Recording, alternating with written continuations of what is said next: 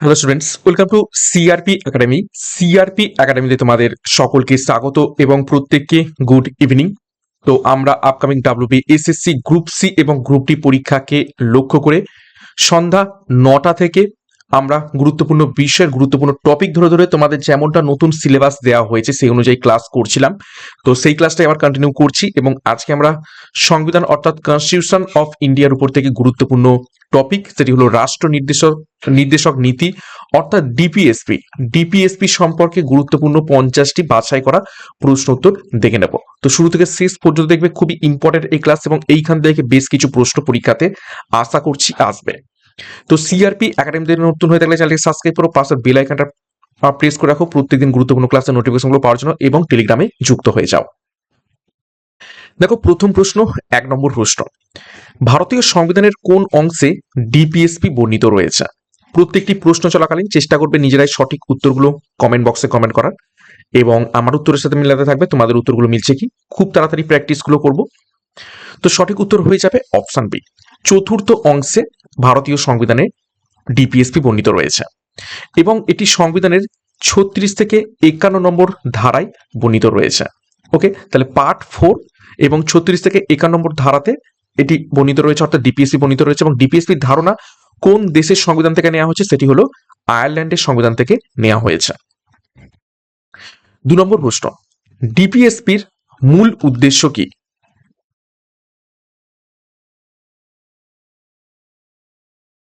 তো সঠিক উত্তর হয়ে যাবে অপশন বি, সামাজিক এবং অর্থনৈতিক গণতন্ত্র প্রতিষ্ঠা করা।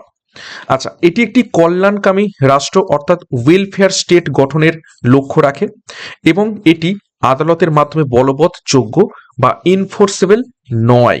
অর্থাৎ ডিপিএসপি হচ্ছে এনফোর্সেবল নয়, বা আদালতে গিয়ে তুমি এটা বলতে পারো না যে ডিপিএসপির জন্য আমার কোনো ক্ষতি হচ্ছে, বা বলতে পারো ডিপিএসপি কে বলবৎ করা যেতে পারে না বা জোর করে চাপিয়ে দেওয়া যেতে পারে না। নেক্সট দেখো, 3 নম্বর প্রশ্ন, গ্রাম পঞ্চায়েত সংগঠন অর্থাৎ অর্গানাইজেশন অফ ভিলেজ পঞ্চায়েত কোন ধারায় বলা হয়েছে?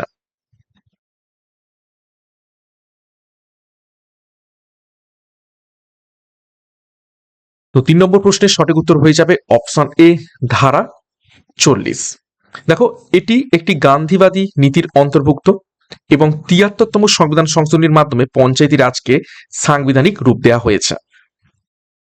নেক্সট দেখো, 4 নম্বর প্রশ্ন, সমান কাজের জন্য সমান বেতন অর্থাৎ equal pay for equal work কোন নীতির অংশ? এবং খুবই গুরুত্বপূর্ণ এই প্রশ্নটি তোমাদের এই পরীক্ষার জন্য। তো সঠিক উত্তর এটি হয়ে যাবে অপশন বি, নির্দেশমূলক নীতির একটি অংশ। এবং এই সমান কাজের জন্য সমান বেতন কোন ধারাতে রয়েছে? সেটা হবে 39D নম্বর ধারাতে এবং এটি নারী ও পুরুষ উভয়ের জন্যই কিন্তু প্রযোজ্য। নেক্সট 5 নম্বর প্রশ্ন, অভিন্ন দেওয়ানবিধি অর্থাৎ ইউনিফর্ম সিভিল কোড কোন ধারায় বর্ণিত রয়েছে?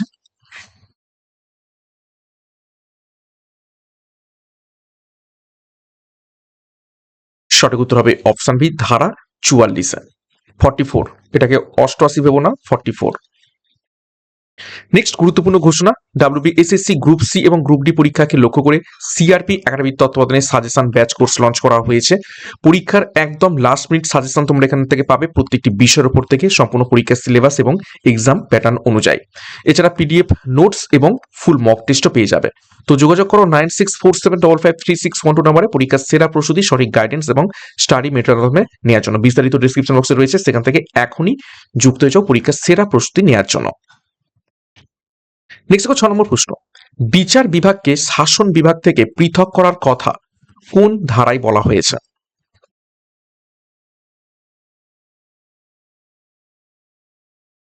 সঠিক উত্তর হয়ে যাবে অপশন বি, ধারা 50। 7 নম্বর প্রশ্ন, আন্তর্জাতিক শান্তি ও নিরাপত্তা বৃদ্ধি করার কথা কোন ধারায় বলা হয়েছে?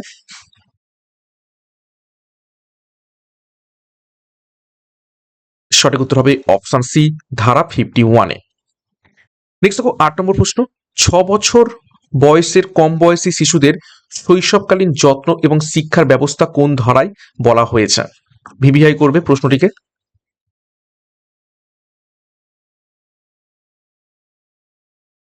সঠিক উত্তর হবে অপশন এ, ধারা 45।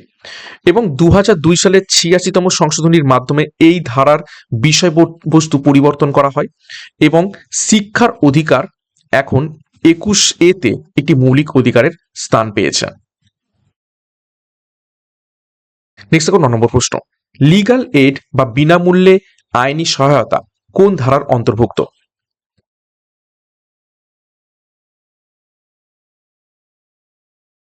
সঠিক উত্তর হবে অপশন এ, ধারা 39 এর অন্তর্ভুক্ত। এটি 1976 সালের 42তম সংশোধনীর মাধ্যমে যুক্ত করা হয়। দরিদ্র এবং পিছিয়ে পড়া মানুষদের বিচার নিশ্চিত করাই এইটির লক্ষ্য। নেক্সট দেখো 10 নম্বর প্রশ্ন, রাষ্ট্রীয় নির্দেশমূলক নীতিগুলি কি আদালত কর্তৃক বলবৎযোগ্য? অর্থাৎ ডিপিএসপি কি আদালত কর্তৃক বলবৎযোগ্য বা এনফোর্সেবল?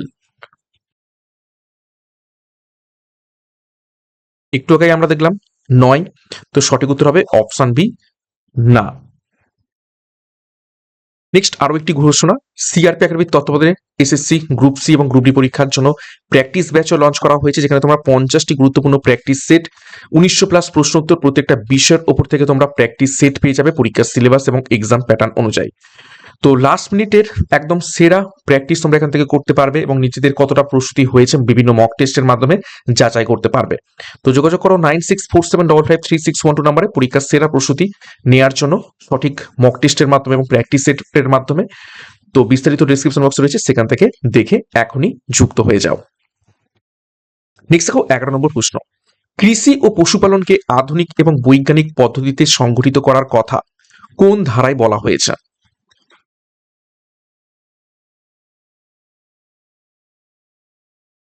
সঠিক উত্তর হবে অপশন বি, ধারা 48-এ। দেখো এই ধারার অধীনে গরু, বাছুর এবং অন্যান্য দুগ্ধবতী পশুর হত্যা নিষিদ্ধ করার কথা বলা হয়েছে। 12 নম্বর প্রশ্ন দেখো, বন্যপ্রাণী এবং বন সুরক্ষা অর্থাৎ protection of wild life and forests কোন ধারার অন্তর্ভুক্ত ডিপিএসপির মধ্যে?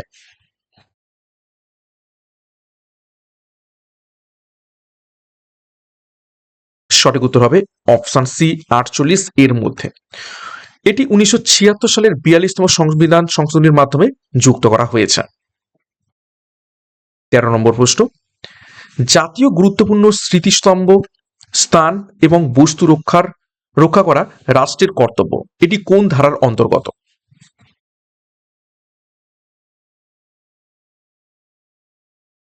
তো সঠিক উত্তর হয়ে যাবে অপশন সি, ধারা 49 এর অন্তর্গত বিভিন্ন গুরুত্বপূর্ণ স্মৃতিস্তম্ভ বা স্থান বা বস্তুকে রক্ষা করা রাষ্ট্রের কর্তব্য।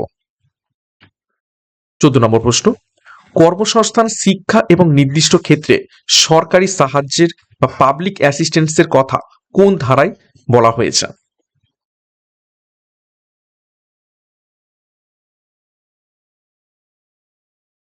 সঠিক উত্তর হবে অপশন এ, ধারা 41-এ। দেখো বার্ধক্য, অসুস্থতা এবং অক্ষমতার ক্ষেত্রে রাষ্ট্র সহায়তা প্রদান করবে। 15 নম্বর প্রশ্ন, কাজের জায়গায় মানবিক পরিবেশ এবং মাতৃত্বকালীন সুবিধা অর্থাৎ ম্যাটারনিটি রিলিফ নিশ্চিত করে কোন ধারা?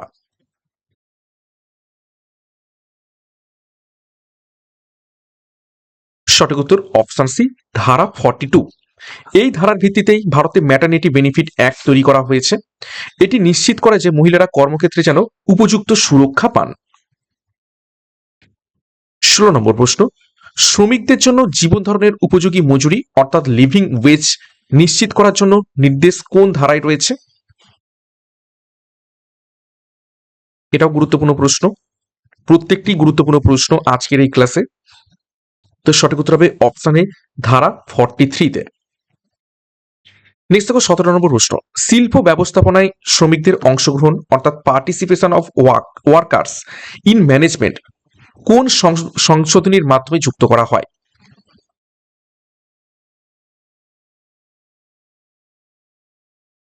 সঠিক উত্তর হবে অপশন বি, 42তম সংবিধান সংশোধনী 1976 সালে এটি হয়েছিল এবং এটি 43A, আর্টিকেল 43A হিসাবে যুক্ত করা হয়েছে।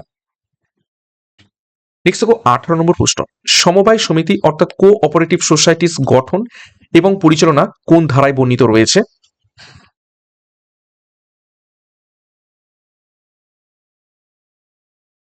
সঠিক উত্তর হবে অপশন সি, ধারা 43B।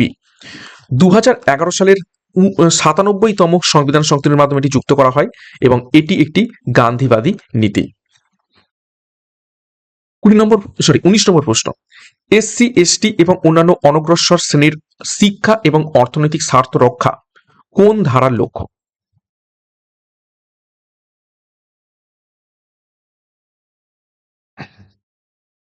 সঠিক উত্তর হবে অপশন বি, ধারা 46 এর লক্ষ্য। 20 নম্বর প্রশ্ন, পুষ্টির মানোন্নয়ন এবং জনস্বাস্থ্যের উন্নতির কথা কোন ধারায় বলা হয়েছে?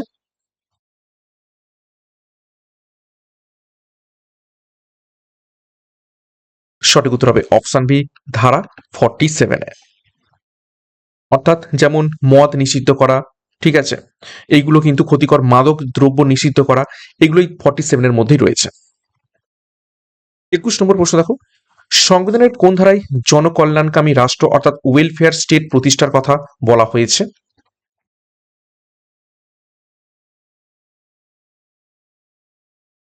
সঠিক উত্তর হবে অপশন সি, ধারা 38-এ। 22 নম্বর প্রশ্ন, সম্পদের কেন্দ্রীভবন রোধ এবং সম্পদের সুষম বন্টন নিশ্চিত করার কথা কোন ধারায় বলা হয়েছে? অর্থাৎ সম্পদ কোনো রকম পার্টিকুলার কোনো একটা শ্রেণীর কাছে থাকবে না, সম্পদটা বরং সবার মধ্যে সুষমভাবে বন্টিত হবে। এটা কোন ধারায় বর্ণিত করা হয়েছে ডিপিএসপির মধ্যে? সঠিক উত্তর হবে অপশন এ, ধারা 39B এবং সি এর মধ্যে এটি বর্ণনা করা হয়েছে। 23 নম্বর প্রশ্ন, লোক আদালত গঠন এবং দরিদ্রদের আইনি সহায়তা প্রদান কোন ধারার সাফল্য?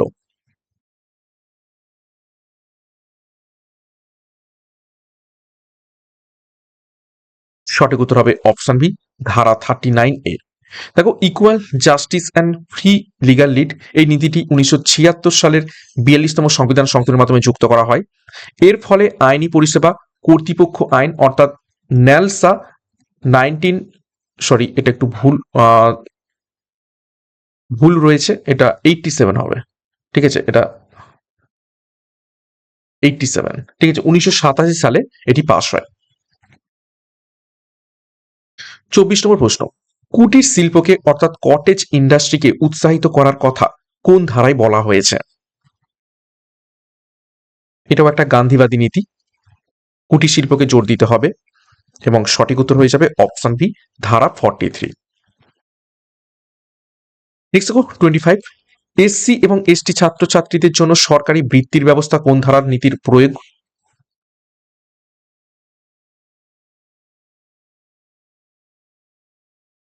তো সঠিক উত্তর হয়ে যাবে এখান থেকে অপশন সি, ধারা 46। নেক্সট দেখো 26 নম্বর প্রশ্ন, ক্ষতিকারক মাদক এবং মদ্যপান নিষিদ্ধ করার নির্দেশ কোন ধারায় রয়েছে?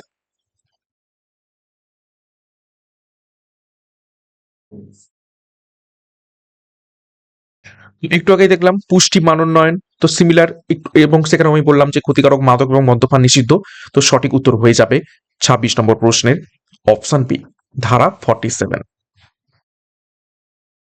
27, কৃষিক্ষেত্রে আধুনিক এবং বৈজ্ঞানিক পদ্ধতির প্রয়োগ কোন ধারার লক্ষ্য? এটাও আমরা অলরেডি দেখেছি। সঠিক উত্তর হবে অপশন বি, ধারা 48। নেক্সট দেখো 28, তাজমহলের মতো ঐতিহাসিক স্মৃতিসৌধ রক্ষা করার দায়িত্ব রাষ্ট্রের, এটি কোন ধারায়? এটাও আমরা দেখেছি। দেখো, প্রশ্নগুলো কিন্তু আমি ঘুরিয়ে ফিরিয়ে বেশি করে দিয়েছি যাতে করে তোমাদের প্র্যাকটিসটা ভালো করে হয়। অর্থাৎ রাষ্ট্রের কর্তব্য হচ্ছে দেশের গুরুত্বপূর্ণ স্মৃতিস্তম্ভ, বিভিন্ন স্থান, সেগুলোকে রক্ষা করা। তো সঠিক উত্তর হয়ে যাবে অপশন সি, ধারা 49। 29 দেখো, ভারতের বিদেশ নীতির ভিত্তি অর্থাৎ ফরেন পলিসি কোন ধারাকে বলা হয়ে থাকে?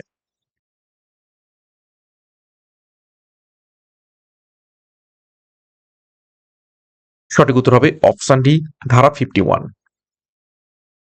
30 নম্বর প্রশ্ন, বিচার বিভাগকে শাসন বিভাগ থেকে আলাদা করার গুরুত্বটা কি? কেনই বা আমরা সেপারেট করব জুডিশিয়ারিকে এক্সিকিউটিভের কাছ থেকে?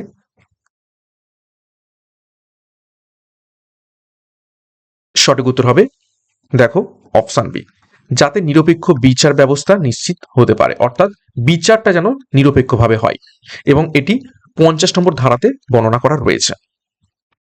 31 নম্বর প্রশ্ন, নির্দেশমূলক নীতি বা ডিপিএসপির মূল উৎস কোন দেশের সংবিধান থেকে? ভিভিআই প্রশ্ন। আমরা শুরুতেই একদম এক্সট্রা নোটসে দেখেছি কোন দেশের সংবিধান থেকে ডিপিএসপির ধারণা আমাদের দেশে নিয়ে আসা হয়েছে। তো সঠিক উত্তর হয়ে যাবে অপশন সি, আয়ারল্যান্ড থেকে। 32 নম্বর প্রশ্ন, রাষ্ট্র বলতে কি বোঝায় তা ডিপিএসপির কোন ধারায় সংজ্ঞায়িত করা হয়েছে? অর্থাৎ রাষ্ট্র বা স্টেট এর সংজ্ঞা ডিপিএসপির কোন ধারাতে সঠিকভাবে বর্ণনা করা রয়েছে?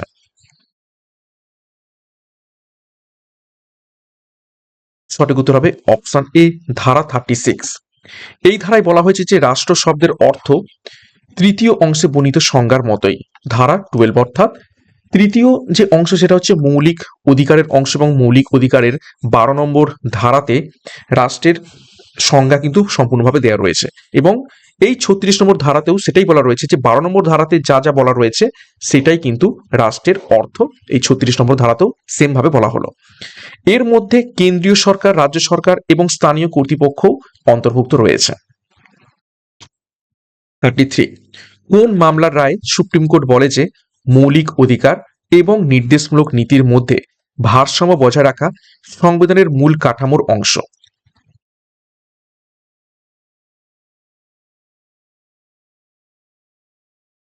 সঠিক উত্তর হবে অপশন সি, মিনার্ভা মিলস মামলা। এটি হয়েছিল 1980 সালে, এবং এখানে রায় দেয় কি মৌলিক অধিকার এবং ডিপিএসপি একে অপরের পরিপূরক, কোনোটি অন্যটির চেয়ে ছোট বা কোনোটি অন্যটির চেয়ে বড় নয়, দুটোই একদম একে অপরের পরিপূরক, এবং দুটোই আমাদের সংবিধানের মূল কাঠামোকে বজায় রাখতে কি দুটোরই প্রয়োজন রয়েছে। নেক্সট দেখো 34, 42তম সংবিধান সংশোধনীর মাধ্যমে নিচের কোন নীতিটি যুক্ত করা হয়নি? দেখো হয়নি বলা হয়েছে, তার মানে 4টি অপশনের মধ্যে থেকে 3টেকে যুক্ত করা হয়েছে, একটাকে করা হয়নি, সেটাকে খুঁজে বের করতে হবে। তো সঠিক উত্তর হবে অপশনটি, ধারা 43B কে যুক্ত করা হয়নি, সমবায় সমিতিকে। তো এটিকে যুক্ত করা হয়েছিল দেখো 2011 সালের 97তম সংবিধান সংশোধনীর মাধ্যমে। বাকিগুলো সব 1976 সালে 42তম সংবিধান সংশোধনীর মাধ্যমে যুক্ত করা হয়। 35, equal pay for equal work বা সমান কাজে সমান বেতন, এটি একটি কি ধরনের অধিকার বা নীতি বা আদেশ?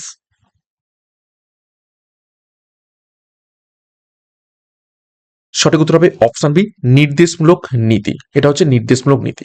ওকে, নেক্সট দেখো 36, 86তম সংবিধান সংশোধনীর ফলে ধারা 45-এ কি পরিবর্তন আনা হয়েছে?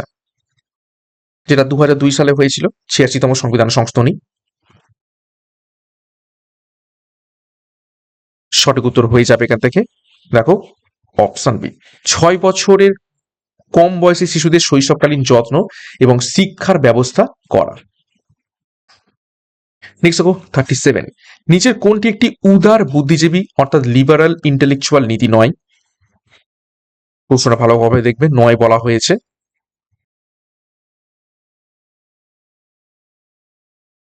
তো সঠিক উত্তর হয়ে যাবে অপশন সি, কুটির শিল্পের প্রসার। এটা ধারা 43-তে রয়েছে, এবং এটা হচ্ছে গান্ধীবাদী নীতি। ঠিক আছে, গান্ধীবাদী নীতি। বাকি অভিন্ন দেওয়ানি বিধি, কৃষি ও পশুপালনের বৈজ্ঞানিক সংগঠন এবং বিচার বিভাগ এবং শাসন বিভাগের পৃথকীকরণ, এগুলো উদার বুদ্ধিজীবী অর্থাৎ লিবারাল ইন্টেলেকচুয়ালের নীতি। নেক্সট 38, মিড ডে মিল প্রকল্প বাস্তবায়নের পিছনে কোন ধারার প্রেরণা রয়েছে?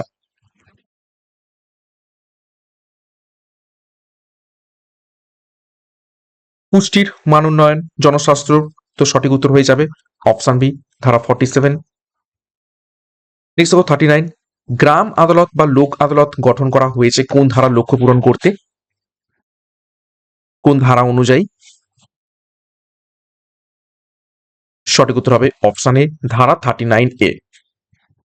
40 নম্বর প্রশ্ন দেখো, মনরেগা বা 100 দিনের কাজের প্রকল্প মূলত কোন ধারার বাস্তবায়ন? যদিও মনরেগার এখন বর্তমান নাম পরিবর্তন করা হয়েছে। সঠিক উত্তর হবে অপশন এ ধারা 41 এবং 43। 41 নম্বর প্রশ্ন, পরিবেশ সংরক্ষণ এবং উন্নয়ন এবং বন এবং বন্যপ্রাণী নিরাপত্তা কোন ধারায় বর্ণিত রয়েছে?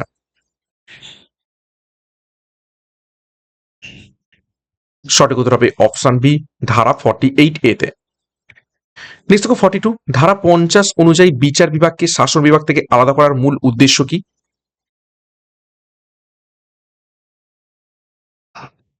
সঠিক উত্তর হবে অপশন বি বিচার বিভাগের স্বাধীনতা নিশ্চিত করা, অর্থাৎ নিরপেক্ষভাবে বিচার যাতে সম্পন্ন হয়। 43, আন্তর্জাতিক শান্তি এবং নিরাপত্তা বৃদ্ধি করার কথা সংবিধানের কোন ধারায় বলা হয়েছে?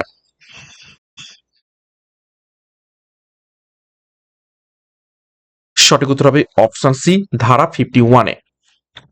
নেক্সট দেখো 44, গ্রাম পঞ্চায়েত গঠন যেটা হচ্ছে আর্টিকেল 40 তে রয়েছে, এটা কোন নীতির অন্তর্ভুক্ত?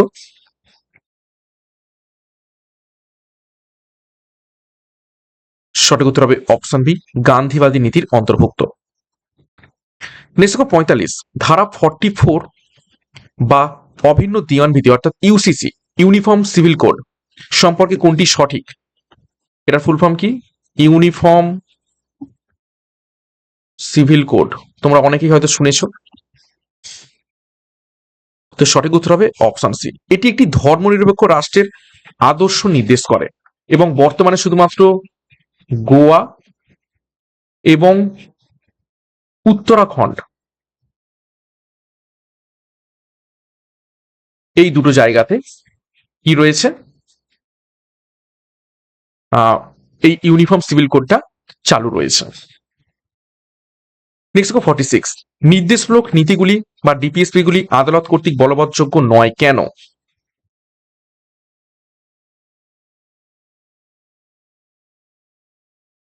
তো সঠিক উত্তর হয়ে যাবে অপশন বি। দেখো, এগুলি বাস্তবায়নের জন্য রাষ্ট্রের পর্যাপ্ত সম্পদের অভাব থাকতে পারে বলে এগুলি কিন্তু আদালত কর্তৃক বলবৎযোগ্য নয়। নেক্সট দেখো 47, এসসি এসটি এবং অনগ্রসর শ্রেণীর শিক্ষা এবং অর্থনৈতিক স্বার্থ রক্ষা কোন ধারার বিষয়? এটা অলরেডি করেছি, প্রশ্নটা রিপিট হলো। তো সঠিক উত্তর হবে অপশন বি ধারা 46। 48, নির্দেশমূলক নীতিকে সংবিধানের বিবেক অর্থাৎ কনসায়েন্স অফ কনস্টিটিউশন কে বলেছেন?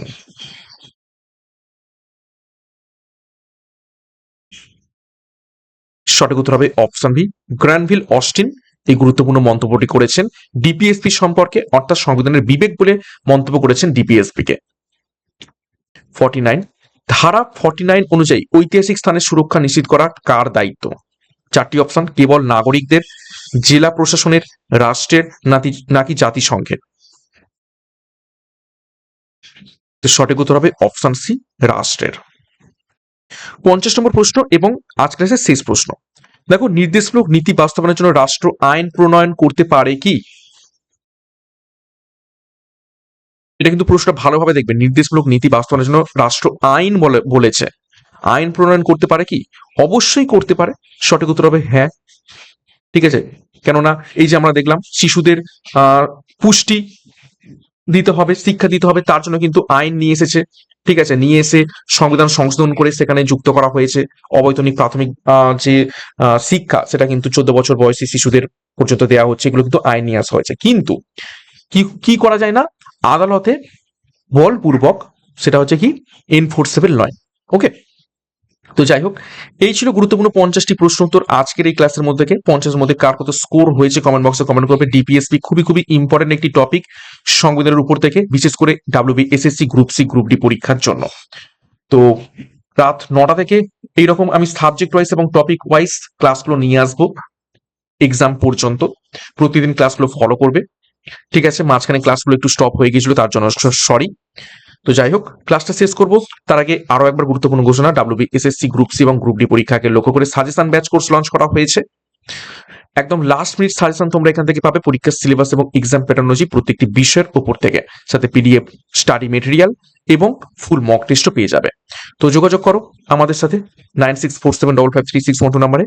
সাথে প্র্যাকটিস ব্যাচও লঞ্চ করা হয়েছে, শেষ মুহূর্তে তোমাদের প্রস্তুতি কেমন রয়েছে একটা যাচাই করে নেওয়ার জন্য তোমরা 50টি গুরুত্বপূর্ণ প্র্যাকটিস সেট এখান থেকে পাবে। 1900+ প্রশ্ন উত্তর প্রত্যেকটা বিষয়ের উপর থেকে তোমরা প্র্যাকটিস সেট পাবে বা মক টেস্ট পাবে। তো যোগাযোগ করো, আমাদের অফিসিয়াল হোয়াটসঅ্যাপ নাম্বার বা কল করতে পারো। এছাড়া বিস্তারিত ডিসক্রিপশন বক্সে পেয়ে যাবে, সেখান থেকে এখনই যুক্ত হয়ে যাও। এবং সিআরপি একাডেমিতে নতুন হয়ে থাকলে চ্যানেলকে সাবস্ক্রাইব করো, পাশে বেল আইকনটা প্রেস করো, সাথে টেলিগ্রামে যুক্ত হয়ে যাও। তো আজকের মতো ক্লাসটা এখানেই শেষ করছি। প্রত্যেককে all the best. Thank you, by.